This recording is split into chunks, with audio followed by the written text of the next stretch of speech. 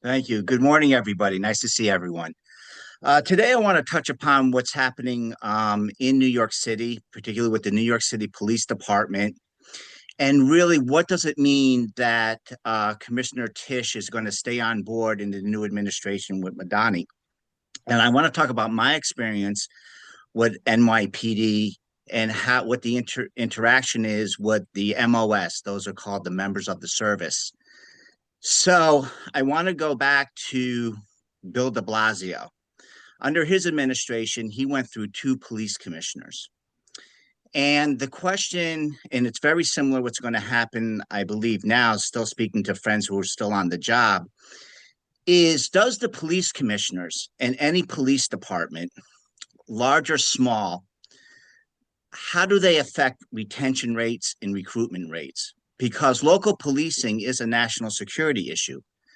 And this is extremely important to understand because the bad guys, what they're really concerned about is they every day they have to go out and do basic things. They have to go out and do food shopping. They have to go out and see a doctor. They have to go out and do whatever they're doing in their everyday lives.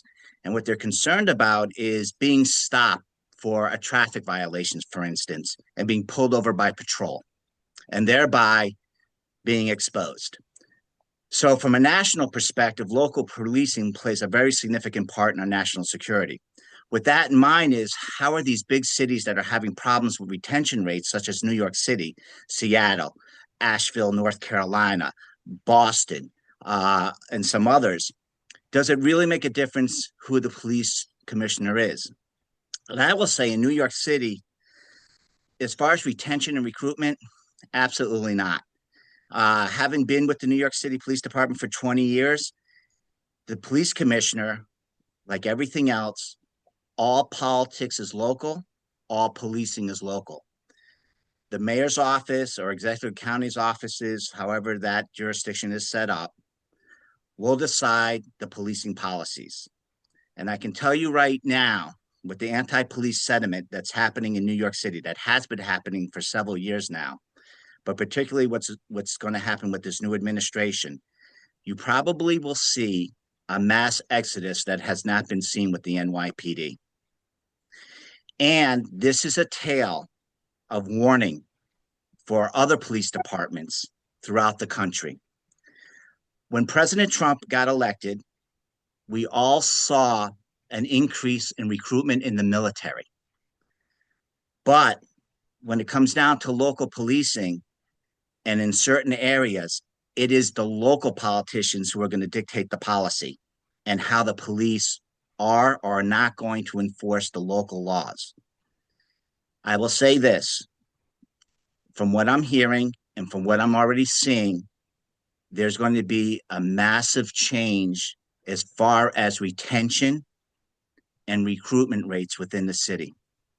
The other thing to consider is, as I said, since all policing is local, the question is whoever the mayor is or whoever the local administration is, those people who want to join a police department might be attracted to that sort of mantra.